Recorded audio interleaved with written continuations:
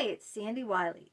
Welcome to my mental health channel, where I wipe away the stigma of mental illness by talking about my own personal struggles having borderline personality disorder, post-traumatic stress disorder, anxiety and depression. I talk about narcissism and schizophrenia, and I wrote a book, Life with My Schizophrenic Father, here. I also talk about the unethical psychologist who sexually exploited me and who I had sexual affairs with, and I've written books, Love Outside the Boundaries, Emails of an Unethical Psychologist, and all these other books. The links to all these books are down below in the description, and they're available for purchase on Amazon.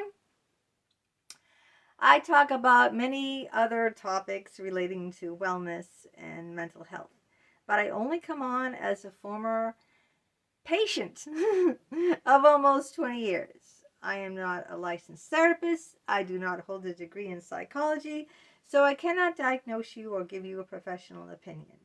And all I ask in turn of you is your kindness and respect, please, in the comments. Now, if you are new to my channel, welcome. Please stick around, take a chance. Hit that subscribe button on the lower right hand corner. That way you will be notified each and every time a new video of mine comes out. Sometimes they come out several times a day. It's 100% free, so stick around, take a chance. Please share my videos with your friends, your family. Share them on social media platforms. I want to hear from you. I love the comments, and I always will respond to everyone's comment. And a lot of people wrote back about their pet peeves on the last video, and it was a fun video to do. So today's video is, why did I do that? How many of you have done stupid things, and when you look back, you just ask yourself, did I really do that? Why did I do that? So why did I do that? And I want to hear from you too. I just don't want to be the only one admitting all the stupid things I've done. I want to hear about some of the things that, weren't your proudest moment, weren't your best moment, So let's get right into it. The first one I thought of is the time I poached the fish. It was a bubble-eyed goldfish, and I poached him. Husband comes in, honey, what's for dinner? Poached fish. This is how it happened. Now, I had 3 cats in my apartment, and if that wasn't enough, I wanted to get another pet, something that would be relaxing, like fish is often relaxing and tranquil. That's why a lot of doctors' offices have aquariums. Have you noticed that? Well, when I was a little girl, I always noticed that. When I went to the pediatrician, even when I brought my own children, this was a long time too. When I brought my own sons to the pediatrician, they had a humongous aquarium with tons of tropical fish. And it's just, kids are nervous about going to the doctors, and I was too. So they had a little play area too there with books and toys and a Thomas the Tank train set. But they had a huge aquarium, like probably as big as these shelves, up and down and the width and everything. Well, I didn't get a big aquarium, but I did get like a bowl, like a big bowl, or maybe it was a small tank. I think it might have been a very small tank, bigger than a bowl, bigger than a bread box. So anyway, and the fish were going the fish were going after the cat. I always get things backwards. I must be dyslexic or something. The cats were going after the fish. The 3 cats, okay? The fish tank was out in the open, like sitting on a shelf. And the cats were going after it, and I was worried about the fish, Yeah, I was worried about the fish, and I killed the fish. How ironic is that? Because I was stupid, loser, stupid. So I said, how am I going to protect the fish if, the cats keep getting into it? So I have to put the fish somewhere the cats can't get into. So I had this big, humongous china cabinet that opened and shut. They had glass doors, big glass doors where I had held all my fine china in, the plates, the bowls, you know, the whole set that I hardly ever use. Maybe break them out when we have the in-laws up, or, you know, special occasions. It wasn't the everyday dinnerware that I have in my kitchen. And so I said, if I put this fish tank, this little fish tank, in the china cabinet, you know, I'll still be able to see the fish because it's all glass doors. But then the cats can't get at it, right? Because it's closed. They can't open it. You know, they can look into it, but they can't get at the fish. I said, God, I'm so smart.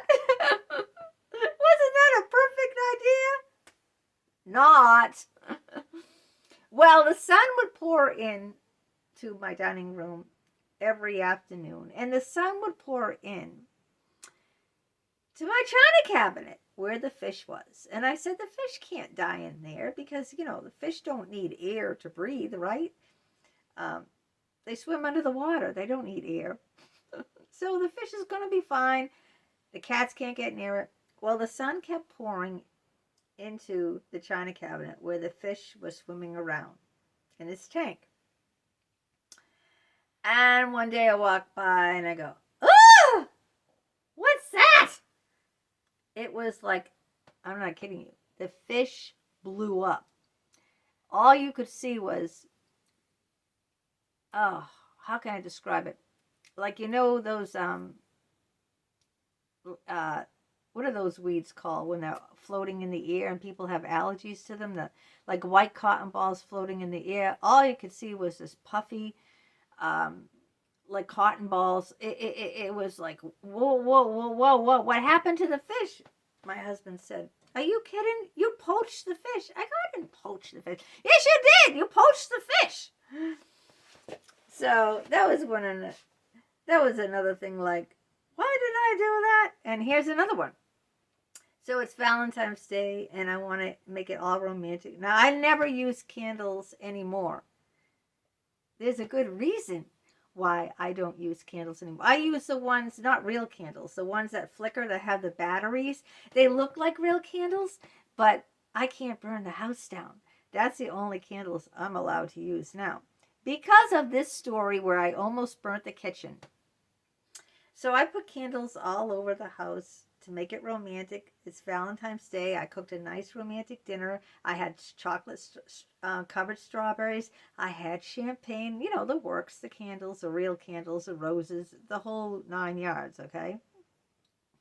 And I brought some candles in the kitchen. Now we have, like, picture this. See this little alcove? We had a little alcove like this in the kitchen. Now imagine, you see the top here is all wood. Imagine if I were to put a candle right here, okay, about yay high, and the top here is all wood, you know, just to add ambiance to my video or something. Now, everything was perfect and fine until the flame. I don't know how tall the candle was. Say the candle is right about here, and the flame is about right there.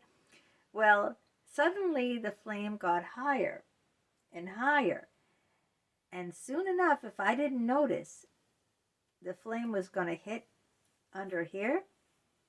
And then everything would just, you know, once the flame ignites on wood, it would just blow up. The whole kitchen cabinet would be aflame. And by the time you know, I'm a ditz. I don't know where the fire extinguisher is, or I wouldn't know. I'd be like, ah! Like I'm one of these, like, that freezes in an emergency, like, ah, ah, ah. Well, why don't you do something, you dimwit? Get some water, or, you know, do something. Find the fire extinguisher.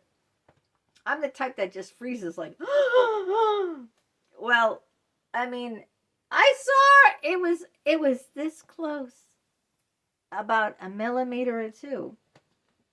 The flame was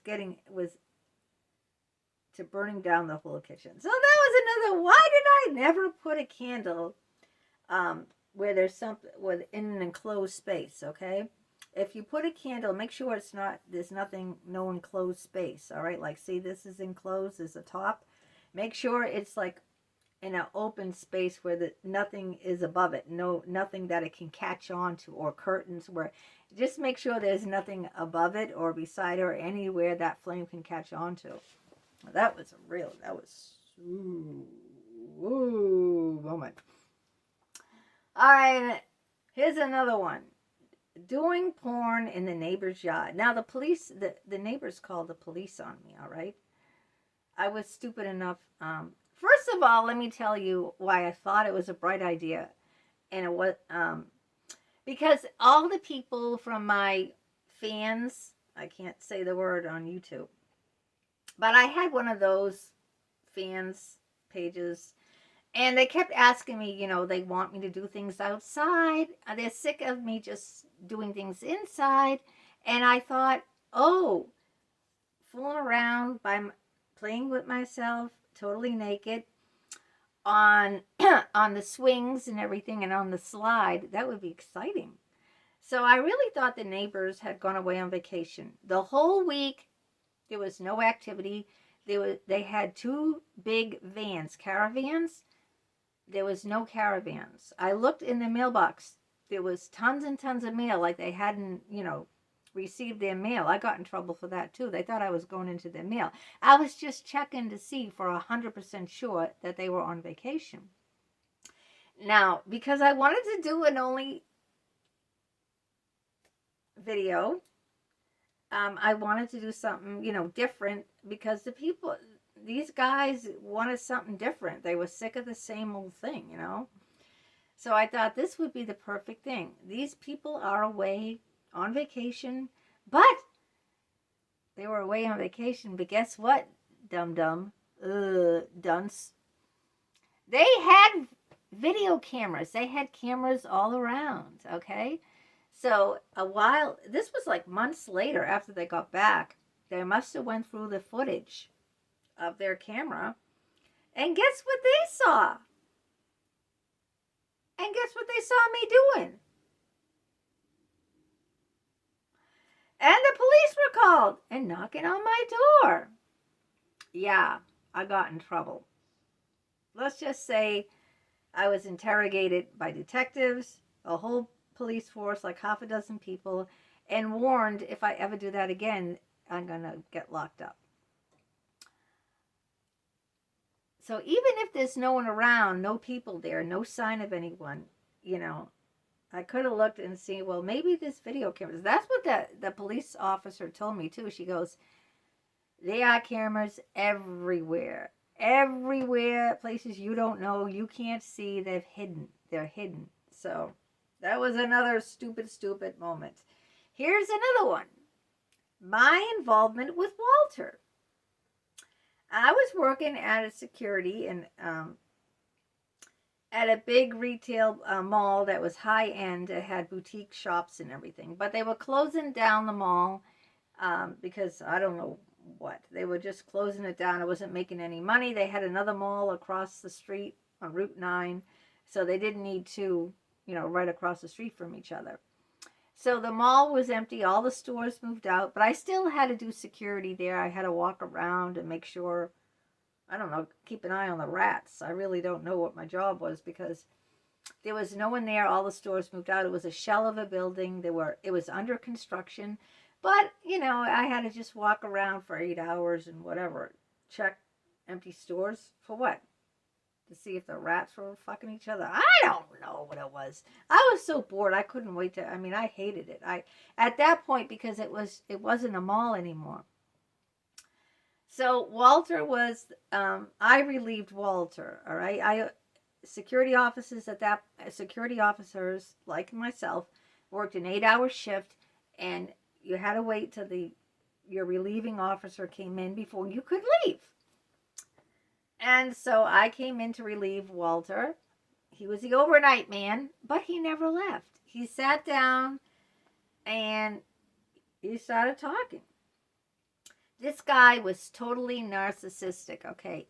All he did was talk about himself. That's it. About his Vietnam days. He probably had post-traumatic stress disorder. About his wife, about his kids, I don't know, you just name it, about his hobbies. He never asked me one question about myself. This man was 20 years older than me and ugly as a dog. He had a big paunch belly. He was bald, all wrinkles. I mean, glasses, I mean, people would look at me and go, what's wrong with you? Why did you get with him? I don't know. Why did I do that? That's the whole topic of this video. Why did I do that? All right. He was supposed to leave, but he never left. Okay. He did eventually, after a couple of hours, but every day, he would, stick around. And I said, well, aren't you leaving, Walter? Oh, I don't have to go now. Well, it's the end of your shift. Why do you want to stick around? Oh, I just want to talk to you. So eventually, he started coming on to me. You think we could get it on? And it's like, ugh. And, week after week after week, I just buckled under. I don't know why I buckled under, okay? And the funny thing about this is the guy was wrapped up in himself, ugly as hell. There was no redeeming qualities about him. And he couldn't even get his dick up, okay? He was limp. He was, he had ED. He had ED in a huge way.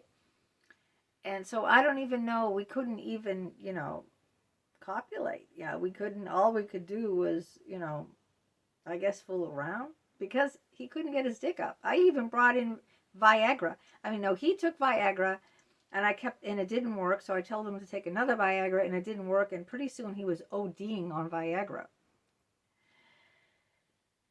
There was only one thing I could tell you as to why did I do that? Because of my fantasy.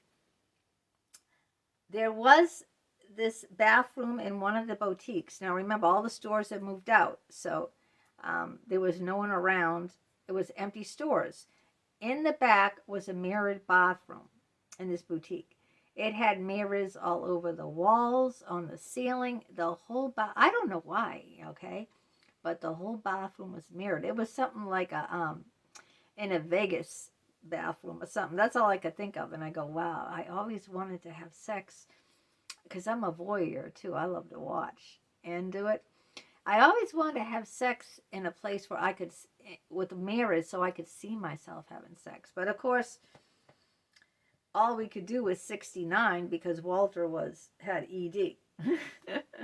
And let me tell you, going down on someone with ED, I don't even know how to describe it. It's like